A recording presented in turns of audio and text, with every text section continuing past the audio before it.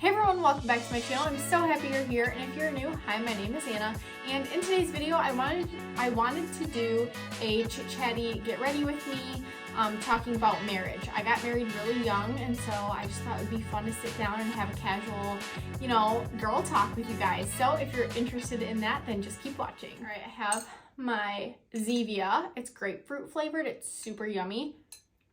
So I need to get ready. I'm going to book club. My friend and I started a book club together for young women in our area. This is only our second time going, public with it. So the first time it was just her and me, and now we've put it on Facebook and a bunch of other things. So I'm really excited because I think some other people are coming. I'm just going in with e.l.f. Whoa Glow Sun Touchable.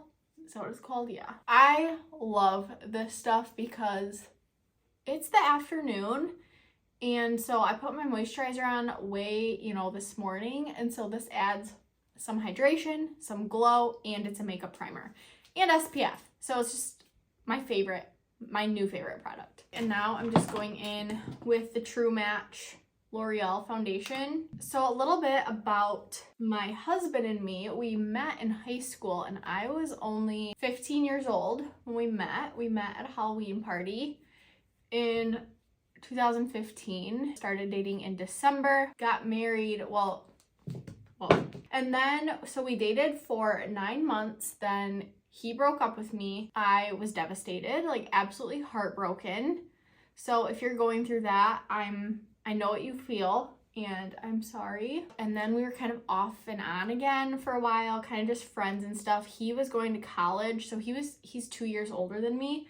And so he was going to college and just, wanted to be single. And I totally get that now that I'm older, totally get that. We both dated different people. Well, I dated someone, but I think that he didn't really date. I think he just had a lot of fun. So anyway, we got back together eventually. We were only not together for about 7 months. I called him one day because I just was it's hard to go from loving someone and then not even knowing if they're alive. We had no communication. I unfollowed him on Instagram to, not be sad and stuff. Come to find out, he was devastated also. He missed me. He was going through a really rough stage of life, and college just wasn't for him, and he was sad. I called him one day, and long story short, we got married. He proposed, got married, yada, yada, yada. I could go into this story so much more in detail because I, have a great engagement story and a great story about after we saw each other for the first time after being broken up. So I definitely have all the stories for you guys if you ever want to know just more about our situation and our relationship. Not situation. It makes it sound so bad, but our relationship. Anyway, there's a lot you have to go through being married young because you get so much backlash from people just thinking that you're not ready or thinking that you don't know who you are. And I completely agree with that. I had no idea who I was, but I knew I wanted to be with him for the rest of my life. He didn't know who he was, and he wanted to be with me for the rest of his life. So I feel even if you're growing together, obviously we're finding who we are. I'm 23, he's 25, so we kind of know at this point who we want to be and what our careers are, and what our roles are as a little family, stuff like that. I definitely think that we've grown, but we didn't grow separate. We grew together, and I feel if you respect each other, what else could happen? You could grow apart, I guess, but that's if you don't have the same values, I feel to begin with. And that's personally why I feel you need to date for a while before just getting married, because you want to grow together. You can think something about someone until shit hits the fan, maybe someone dies, maybe they lose their job, maybe this and that. There's so many big life things that can happen, and until some of those things happen, you really don't know who a person is, I feel in my opinion. And so we had known each other for 3.5 years before getting married, I think. Yeah, 3.5 years, because we got married in July of 2019. Whoa, We had the most magical wedding. I totally recommend having a small wedding. We had 25 people at our wedding total. It was the most intimate, magical wedding of all time. There was no drama, no drunk people. It was just amazing. Now, do I wish that I could have had like a fun party? Yes, but there's just give and takes. So we weren't tired. I mean, we were tired, but we had time that night for us. I didn't have like a bunch of bridesmaids and stuff, but I feel like that is just something you have to, you know, deal with if you're gonna have a small wedding. But I wouldn't have traded it for the world. I mean, it was affordable. Even if you have a small wedding, there's still people that will be upset that they're not invited to the wedding because people are just self-centered, and that's all you can say about that. Like, honestly, everyone should be happy for you. I don't care who you do or don't invite to your wedding. I feel like family members that aren't that close to you can get like butthurt about not being invited, and it's like, yeah, but I've seen you, like, I only see you at this, you know, at Christmas, or even if you don't see them at Christmas. I just feel like there's people that get so upset for no reason. That just shows their character, honestly. It's hard to have a medium wedding because it's like, oh, if I invite this person, I need to invite this person. Well, if they're invited, then they should be invited. And then it just turns into a big wedding. So I feel like you either want to go really small or really big. Some of the best advice that I could give to a newly married couple is that sometimes going to bed angry is the best thing you can do, because sometimes emotions are really crazy if you're tired. Sometimes I'll be like mad, or my husband will be mad, and then we both get up and we're like, that was dumb.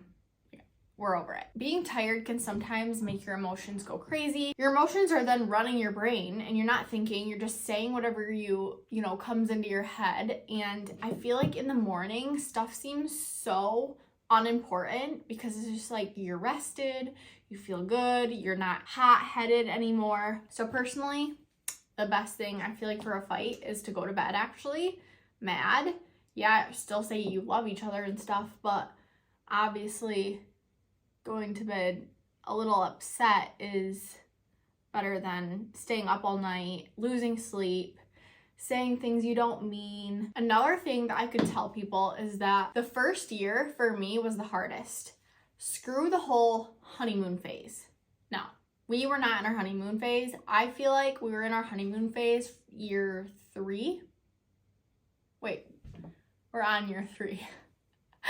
Year 2 and 3 like have been really good, because I feel like the first year we moved in together, and maybe you wouldn't experience this if you already lived together. We didn't live together before we were married, and that was the hardest year of our entire marriage because we were learning each other's little things, you know, things that could be pet peeves to the other person. We were learning our routines, how to both be in the same house and still date and love and not be roommates, but also not be too up in each other's space. And there's just a lot to learn. I also think that love languages, knowing each other's love language, I know you guys have heard this, but I really do feel like it's super important. I feel like the little things makes the biggest difference. Like if you pack your husband's lunch, put a little note in there.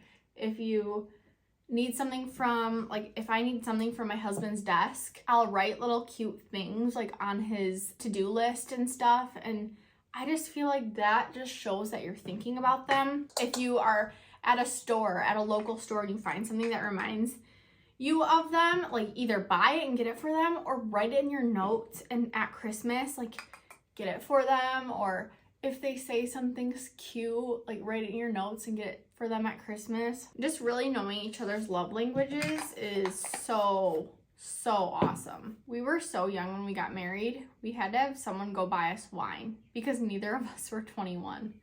That is crazy to me. We were supposed to go to Punta Cana for our honeymoon, but that was when a lot of the US citizens were dying from, I don't know, did they figure out it was the minibar? And we just did not want to risk that. Like, we had the whole trip like booked and everything, but we're like, it's not worth it. We don't usually get spooked very easily, but the numbers just kept rising and we're like, that is just creepy. That's weird.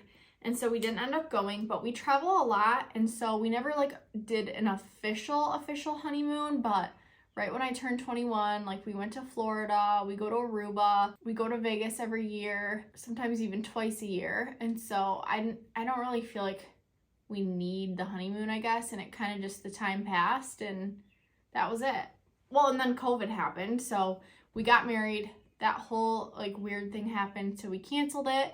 Then I was even talking to a travel agent about going to Mexico, and then COVID happened. So I'm like, okay, like we're just not meant to go on a honeymoon. I'm excited because we're going to Florida in July and it'll be just us two for most of the trip. We are gonna see my grandpa. The rest of the trip, it will just be us. I think we might go to Epcot for the Food and Wine Festival. So I'll definitely be vlogging that. I feel like my eyebrows are having a good day today. So one thing, if you're going through a breakup and you know that that's the love of your life, sometimes breaking up can make a relationship so much stronger.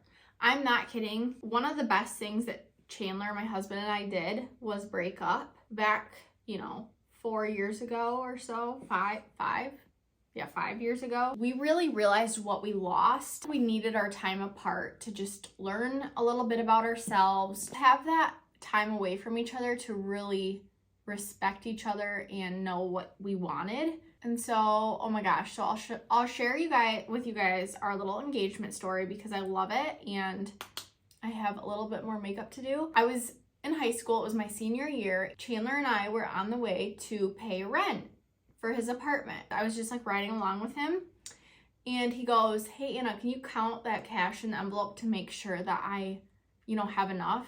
Like just recount it. I feel like I messed up. I was like, sure. So I opened the envelope and I counted the cash and it was like, 600 or whatever, however much it was. He goes, can you count it again? And so I'm like, okay, I'll count it again.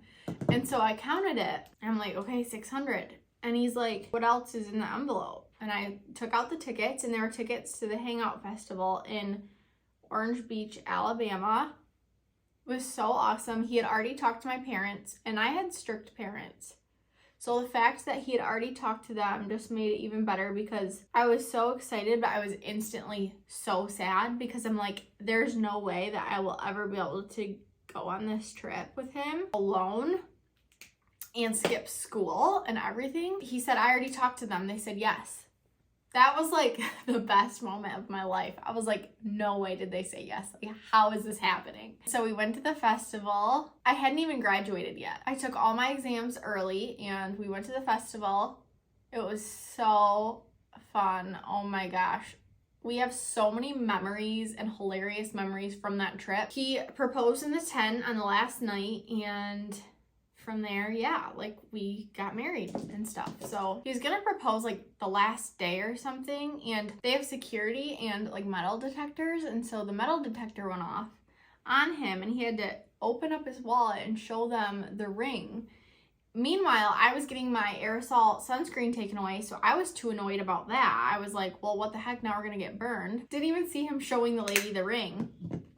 He was gonna do it there, but he's shy and, well, not shy, but shy in that situation. He was super nervous, so we didn't do it there. Then he was gonna do it on the bike ride home back to our tent, because the first year we stayed in a tent, we were so poor.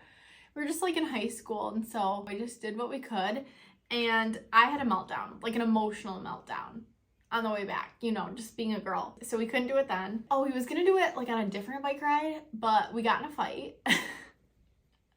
And so he like could not propose. And so we did it in the tent on the last day, and it was so cute. And I just will like always love that memory. So that's everything about kind of like my thoughts on marriage and small weddings and stuff like that. I am all ready for book club. I need to go because I think I'm gonna be late unless I drive, but I really wanted to walk there. Make sure to like, comment, and subscribe. I post every single Wednesday and Saturday all about beauty, lifestyle, and vlogs.